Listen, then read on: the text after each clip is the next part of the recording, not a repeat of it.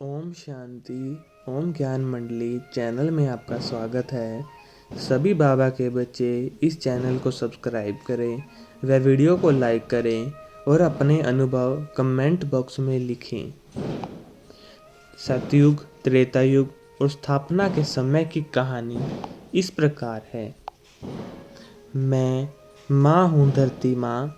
मैं सृष्टि के आदि काल से अंत काल तक हर युग की साक्षी रही हूँ और आज मैं आपके समक्ष सतयुग, त्रेता, श्री लक्ष्मी नारायण और राम सीता के राज्य की अमर अलौकिक कथा सुनने जा रही हूँ। सतयुग का शुरुआत श्री लक्ष्मी नारायण के राज्य अभिषेक से होता है, जब वे विश्व महाराजन, विश्व महारानी के रूप में राज सिंहासन पर सुशोभित होते हैं। लेकिन हम सबसे पहले उस समय पर चलते हैं जब इस स्वर्णिम युग की नींव रखी जा रही थी।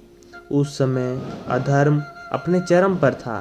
विकारों के रूप में आए हुए रावण और कंस जैसे असुरों के अत्याचार से आत्माएं अत्यंत दुखी और कष्ट सहन कर रहे थे। धीरे धीरे अधिकांश लोग भी रावण के समान जीवन जीने और असुरों के समान व्यवहार करने लगे थे।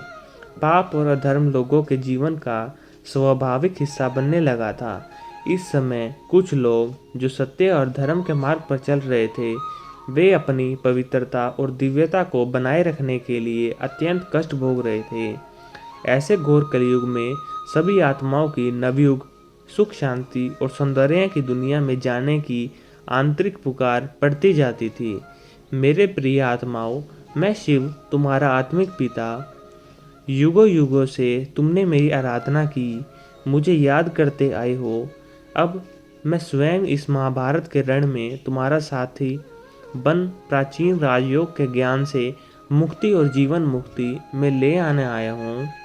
इस महाभारत के समय में धर्म के मार्ग पर चलना आसान नहीं है, लेकिन जो आत्माएं कर्म योग और राजयोग के मार्ग पर चलेंगे वह निश्चित ही विजय होंगे। बाकी देह अभिमान से मुक्त यह विशाल अक्षौणी सेनाएं आपस में लड़कर स्वयं अपना ही विनाश कर रहे हैं। अर्जुन, यह विध्वंस भी आवश्यक है, क्योंकि इसके बाद ही सतयुग का आगमन होगा। अब सतयुग की ओर चलते हैं। इस महाविनाश के पश्चात शिव की अद्भुत बारात निकलती है। तब सभी आत्माएं जो काल के चक्र में फंसी हुई थी, अब मुक्त होके शिव के साथी और बाराती बन जाते अपने असली घर ब्रह्मलोक की ओर प्रस्थान करती हैं। इस सृष्टि परिवर्तन में 5 तत्व वे प्रकृति को सतो प्रधान बनाने में सहयोगी बनते हैं। सारी पुरानी दुनिया धरती के अंदर चली जाती है और इसके साथ ही सृष्टि की पूरी तरह से सफाई हो जाती है। यह भूमि पुनः रत्नों की खानी हो प्राकृतिक संसाधनों से भर जाती है। इधर साइंस और विभिन्न कलाओं का हुनर लेकर एडवांस पार्टी में गई हुई आत्माएं नई राजधानी की रूपरेखा तैयार करते हैं और भव्य महलों का निर्माण करते हैं। इस समय विनाश के पश्चात हुए आत्माओं का परम धाम जाने और देव देवताओं का इस नई सृष्टि में आकर जन्म लेने का क्रम चलता रहता है और धीरे धीरे प्रकृति भी संपूर्ण सतो प्रधान सुखदायी होती रहती है। इसी बीच राधे कृष्ण और गोप गोपियों का जन्म होता है। परम योगी आत्माएं योग बल से इन देवी देवी देवताओं और जन्म के निर्मित बनती हैं। जब राधे कृष्ण की आयु लगभग 37-38 वर्ष की थी, तब उनका भव्य स्वयंवर होता है। स्वयंवर के उपरांत राधे कृष्ण को नए नाम से अभिहित किया जाता है और वे विश्व महाराजन, विश्व महारानी श्री लक्ष्मी नारायण के रूप में संपूर्ण विश्व की पालना करते हैं। उनके राज्याभिषेक के साथ ही सतयुग का शुभारंभ होता है। यह वह ऐतिहासिक क्षण है जब सृष्टि चक्र का पहला दिन, पहला माह और पहला वर्ष शुरू होता है। इस समय संपूर्ण विश्व की जनसंख्या लगभग 9118 होती है। इस शुभ दिन से धरती पूर्णतः सतोगुण हो जाती है। यहाँ सभी नेचुरल, आत्मिक, स्वरूप जीवन जीते हैं और कोई विकार ही नहीं है। इसीलिए यहाँ कोई पाप कर्म नहीं होता, कर्मों का कोई हिसाब किताब बनता है, बल्कि कर्म अकर्म हो जाते हैं। और सतयुग में कुल 8 जन्म होते हैं और श्री लक्ष्मी नारायण की 8 पीढ़ियाँ परिवार के समान प्रजा की पालना करती हैं।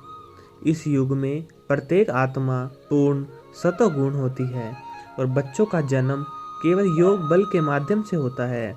माता पिता को पहले ही साक्षात्कार हो जाता है कि बच्चा आने वाला है। यहाँ सभी के केवल 2 ही बच्चे होते हैं, एक राजकुमार और एक राजकुमारी। दोनों के जन्म में लगभग 8 से 10 वर्षों का अंतर होता है। सतयुग में आयु लगभग 150 वर्ष का होता है। इस अवधि को पूर्ण होने पर सहजता से एक शरीर का त्याग कर दूसरे में प्रवेश करती हैं। यहाँ अकाल मृत्यु का कोई अस्तित्व नहीं है। शरीर त्यागने से पहले आत्मा को ज्ञान हो जाता है कि अब वह शरीर छोड़कर नया जन्म लेने वाली है। यहाँ के रिश्ते शुद्ध और आत्मिक होते हैं। सभी के नियमों में पवित्रता, स्नेह और एक दूसरे के प्रति सम्मान की भावना रहती है, सदैव झुलकती रहती है। 1250 वर्ष तक सूर्यवंशी देवी देवताओं के राज्य के पश्चात त्रेता युग का आगमन होता है। श्री राम सीता की 12 पीढ़ियाँ त्रेता युग में प्रजा की पालना करती हैं और इस प्रकार यह आत्माएं कुल 12 जन्म लेती हैं। त्रेता युग के आते आते प्रकृति जो सतयुग में सतो प्रधान थी, अब सतों से परिवर्तित हो जाती है। जो आत्माएं सतयुग में 16 कलाओं पूर्ण थी, अब 14 कलाओं से विभूषित होती है।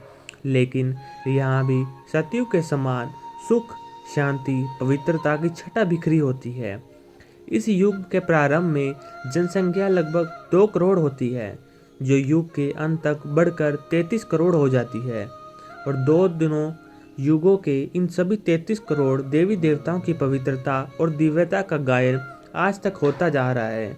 और अब फिर से युग बदलने वाला है। जिस प्रकार अभी यह कलयुग की दुनिया बुद्धि को खींचती है, वैसे ही एक ऐसा समय आएगा जब इस धरती पर ऐसा शुद्ध और पवित्र वायुमंडल बनेगा कि हर किसी के मन में पवित्र रहने और पावन बनने की आंतरिक इच्छा जागृत होगी। लेकिन वह बलिहारी समय की होगी, हमारी नहीं। इसलिए इस परिवर्तनशील समय में पवित्रता और योग से अपने जीवन को ऐसे ऊंचे आध्यात्मिक स्तर पर ले जाएं कि सतयुग का वह समय और सतो प्रधान प्रकृति स्वयं हमारा स्वागत करे। ओम शांति। इसी प्रकार के योग, ध्यान व परमात्मा के लिए जुड़े रहें ओम ज्ञान मंडली चैनल पर। ओम शांति।